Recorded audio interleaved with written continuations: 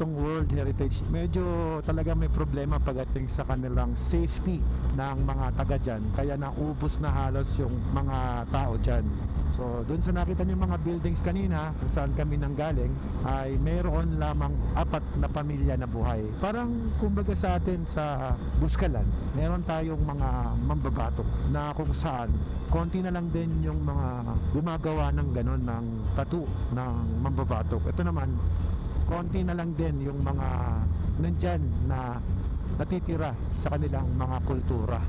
Hindi ko alam kung meron pang mga next generation or what, pero according to Wikipedia, yung mga sinasabi ko, kasi meron kaming tour guide na nagre-research for us. Ngayon, yung mga binabanggit ko sa inyo is galing po yan sa Wikipedia. O kayo na lang ang bahalang mag-research kung medyo duda kayo sa mga sinasabi ko. Pero na-appreciate ko lang kasi nakita natin yung old heritage tsaka yung new heritage. Kung titignan mo, pag binanggit na heritage kasi 100 years na kung titignan mo parang na-preserve nila yung kanilang culture, yung kanilang pamamaraan ng pamumuhay. Kaya yung nabili namin ni Ella dito na scarf, for me ewan ko kay Ella, very meaningful yan kasi nabili natin yan mismo sa UNESCO Heritage. At ang sabi, original daw na cotton. Hopefully, original nga. Siyempre, sa modernization, marami na ring mga magugulang ba?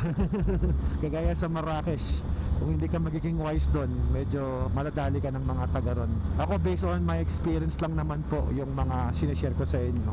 Nasa inyo po yun, kung ano naman yung naging experience nyo rito. For me, grabe, bilang isang Asian o Pinoy na napunta dito sa North Africa, wala akong masabi kundi napakaganda po ng kanilang lugar. At totoo lang, nagsiselos ako kasi gusto ko sana sa Pilipinas ganito rin yung bang magkaroon din tayo ng ganito kagandang turismo, yung bang puro wow na lang makikita mo sa paligid parang umikot tayo pero dire-diretso yung dinaanan namin, ibang klase, ganda ng mga kalsada nila. Tsaka parang nakita ko yung mga dinaanan namin, parang yun yung talagang dinadaanan ng mga motorsiklo. Kapag dayuhan ka dito tapos umasa ka sa GPS, syempre si Google natin ang ituturo, yung mga shortcut, yung mga expressway ang ituturo sa'yo. Dahil sa meron tayong team captain, madaan tayo sa mga talagang motorcycle na tourist spot. Kagandahan lang guys, kung gusto kong balikan itong lugar na to, hindi na ako maliligaw kasi bawat lugar na pinupuntahan namin ni Ella, nagpipin location ako. Sinesave ko ba?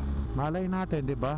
Yung mga anak namin, pagka marunong na magmotor, maipasyal ko din sila dito. Pero syempre, sasama ko pa rin yung tour guide para safe yung pamilya. Tingnan nyo guys, ang restaurant may BMW sa taas Boxer engine totoong motor